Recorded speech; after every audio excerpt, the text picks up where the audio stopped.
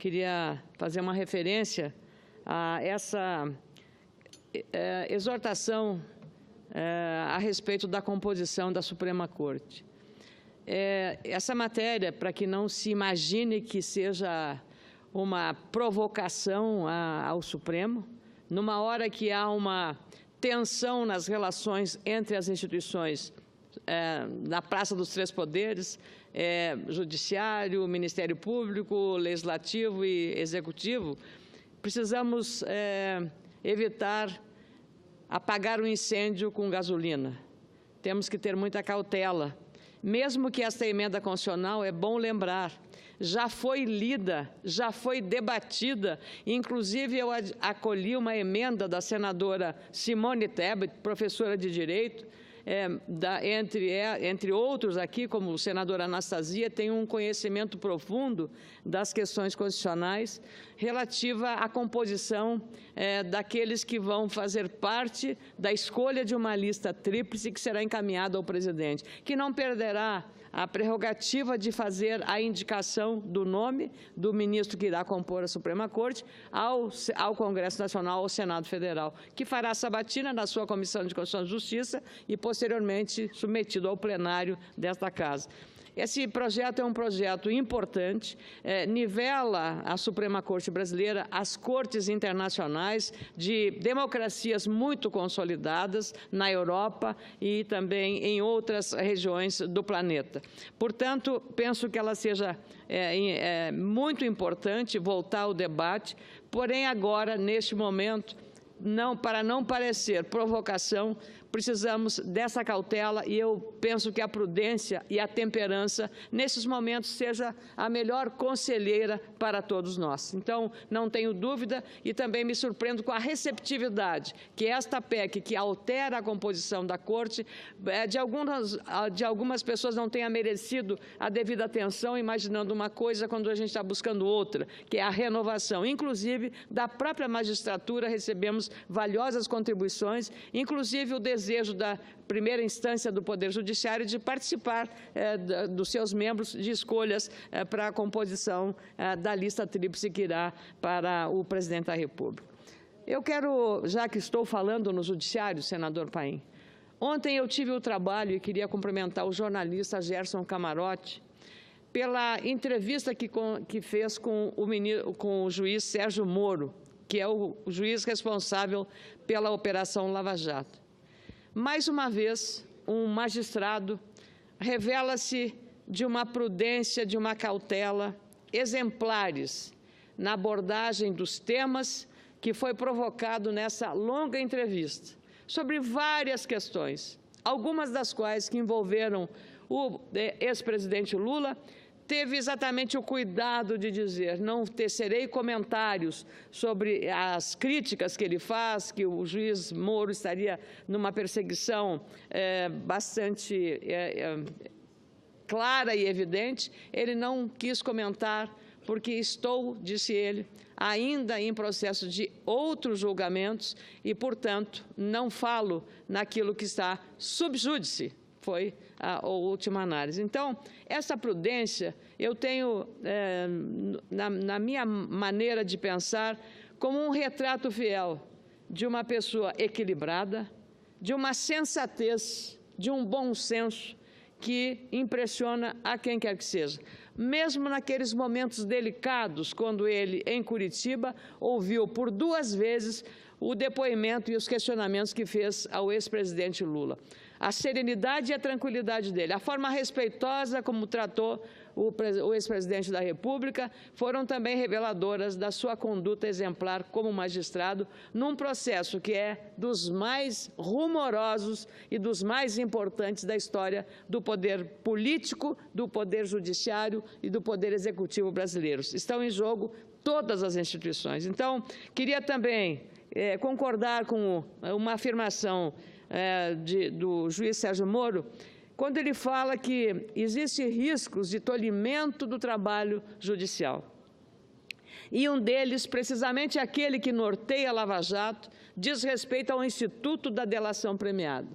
Um instituto, aliás, que eu faço questão de registrar, foi instituído no governo e sancionado pela ex-presidente afastada por impeachment, Dilma Rousseff. Então, reconheça-se a ela a coragem que teve de adotar o Instituto da Delação Premiada ou colaboração premiada nesses episódios.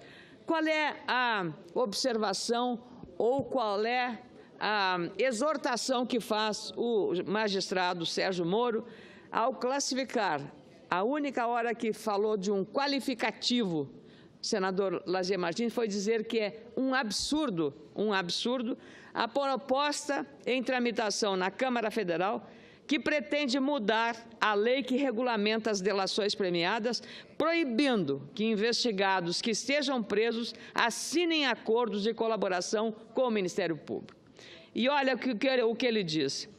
É possível que existam equívocos pontuais em alguns procedimentos de colaboração, mas, segundo ele, é preciso tomar cuidado com essas propostas que tenham a intenção de eliminar o instituto da delação. Ele disse que uma proposta absurda como essa vai violar o direito de defesa da pessoa que está presa. A colaboração premiada é um meio para a justiça encontrar os cúmplices de um criminoso, mas também, de certa maneira, é um meio de defesa de uma pessoa que quer colaborar para receber benefícios da justiça, segundo a convicção do juiz Sérgio Moro. Sem citar nomes, Moro disse que acordos de delação negociados recentemente têm estabelecido condições mais rigorosas para os réus do que aqueles firmados no início da Operação Lava Jato. Segundo o magistrado, o número alto de delatores se justifica porque as investigações desvendaram um sistema de corrupção, não sendo possível pegar um único criminoso para desvendar todo o sistema.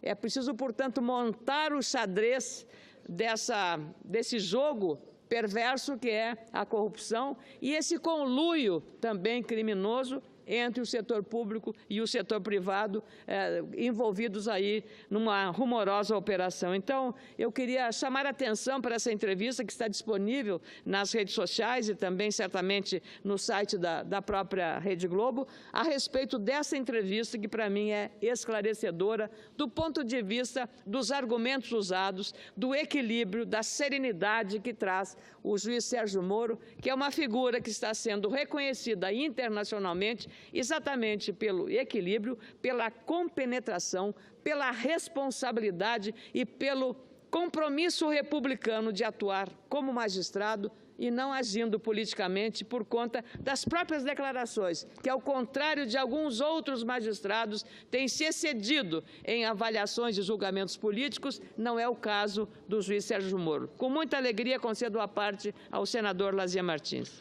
Muito obrigado, senadora Ana Amélia. Eu me congratulo com o seu pronunciamento, ao qual adiro por completo, porque se trata de uma advertência. Inclusive, assisti ontem à noite uma entrevista do juiz Sérgio Moro à Globo News e mais uma vez fiquei admirado com a coerência, com o equilíbrio com que se manifesta este juiz que alcança uma notoriedade jamais vista no Brasil. Porque o seu pronunciamento, senadora Ana Amélia, ele serve de advertência também àquilo que se viu no processo Mãos Limpas na Itália. Ainda no domingo, o jornal Folha de São Paulo publicou uma entrevista com 2 magistrados italianos que estão vindo ao Brasil para palestrar num evento promovido pelo próprio jornal Folha de São Paulo. E eles observaram ali o que foram as manobras a partir de um determinado momento, do meio para o fim, das investigações Mãos Limpas e que acabaram reduzindo completamente, na segunda metade, aquilo onde se pretendia chegar. E nesse sentido, o seu pronunciamento vai exatamente nesta linha, em que estejamos alertas, preparados, atentos, vigilantes, para que não se comece a esmorecer, a fazer com que a Operação Lava Jato perca sua força a partir de agora e muita gente boa envolvida, implicada nesse processo acabe sendo absolvida, sendo esquecida, confirmando a velha e viciada impunidade no Brasil. O seu pronunciamento não deve se limitar apenas ao dia de hoje. Eu pretendo também seguir essa mesma linha para que estejamos aqui advertindo. Não vamos deixar que a Lava Jato, tão bem iniciada, tão bem encaminhada, comece a perder força a partir de agora. Obrigado. Obrigada, senador Lazer Martins. Eu queria que essa parte ficasse integrante a este pronunciamento breve que faço sobre isso e lembrando até uma afirmação, porque toda a minha manifestação aqui está exatamente baseada na entrevista de ontem, citada por Vossa Excelência na Globo News, ao jornalista Gerson Camarote, que é sempre um colega nosso, eu fui jornalista, como Vossa Excelência, de grande também talento, de grande responsabilidade. Há uma frase dele também, lembrando um caso, diz o juiz Sérgio Moro, quando você pretende, ou quando você prende um serial killer, prende para evitar que ele faça uma nova vítima. O mesmo raciocínio pode ser aplicado à corrupção sistêmica. O serial killer é repetir sempre aquela corrupção. Tivemos casos de empreiteiras que tinham departamento de propina. Foi corrupção sistemática, reiterada, era necessário um basta. E aí, no caso, é a delação premiada e a prisão com o intuito de interromper um processo de repetição daquilo que era sistematicamente feito, ou seja, a corrupção. Queria, antes de encerrar, senador Paim, agradecer Vossa Excelência pelo tempo que me é concedido, para lembrar que hoje, 18 de outubro, estamos celebrando os 80 anos do Cindy Lojas de Porto Alegre e de Alvorada, e 80 anos são uma data extremamente relevante para festejar o comércio lojista de Porto Alegre, o Sindicato dos Lojistas de Comércio de Porto Alegre, é o único representante legal de aproximadamente 18 mil empresários da capital e de Alvorada, uma cidade da região metropolitana de Porto Alegre, e está à frente de diversas conquistas para o comércio. Em 8 décadas de trajetória, obteve importantes vitórias para o setor, como a possibilidade das lojas abrirem aos sábados, domingos e feriados, além de ter sido um dos protagonistas na criação do Centro Popular de Compras no centro de Porto Alegre, isso em 2009. Mas há uma data também muito especial, essa será amanhã, muito mais antiga, muito mais do que 80 anos, 214 anos, 2 séculos e mais 14 anos. Esta é a idade de fundação da Santa Casa de Porto Alegre, que atende o Rio Grande do Sul inteiro. E queria, por isso, me associar antecipadamente ao complexo Santa Casa de Porto Alegre, que fica no coração da cidade, porque essa cidade chamada Santa Casa é um complexo hospitalar que tem, como eu disse, 2 séculos e mais 14 anos de idade e sempre em crescimento e expansão, com alta complexidade, média complexidade e atendimento pelo SUS em pelo menos 60% a 70% de todos os atendimentos nessas especialidades. Queria cumprimentar nas pessoas do doutor Alfredo Engler e também do doutor Júlio Matos, todos os servidores, médicos, enfermeiros, técnicos, radiologistas, médicos, todos que compõem aquela cidade chamada Santa Casa, pelo aniversário que fará amanhã.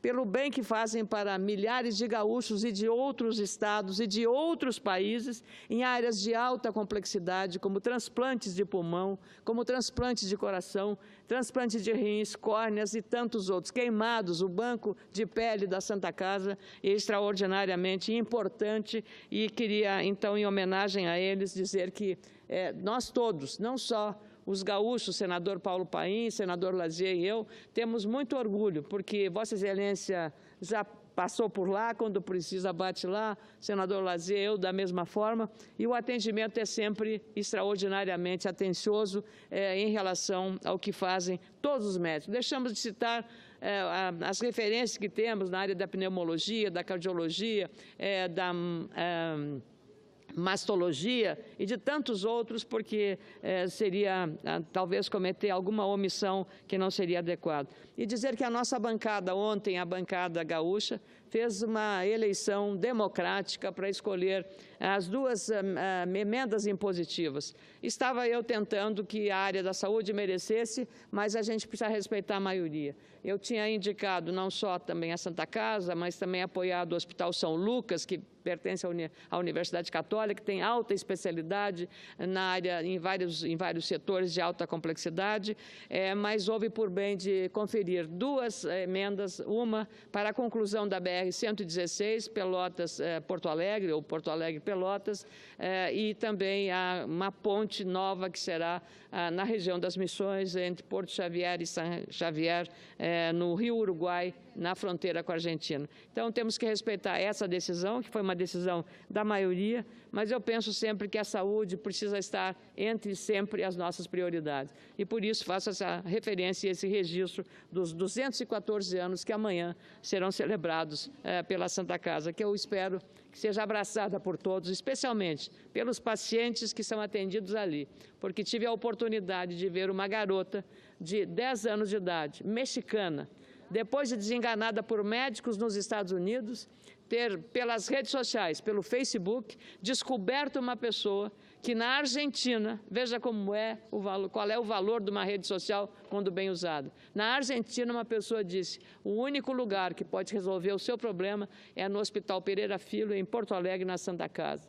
E essa menina, mexicana de 10 anos, foi lá e foi feito um transplante intervivos, um pulmão da avó e outro pulmão do pai. Esse é um milagre da ciência, esse é um milagre de médicos que trabalham nessa área e que por isso nós precisamos saudar. E eu conheci essa menina, e a Marisol, e fiquei extremamente impressionada. Ali estava um milagre da ciência, um milagre da mão humana capaz de fazer essa cirurgia para uma criança que desde que nasceu tinha uma doença congênita e que o diagnóstico dos médicos nos Estados Unidos era, não tem saída, ela volta para casa para morrer em casa.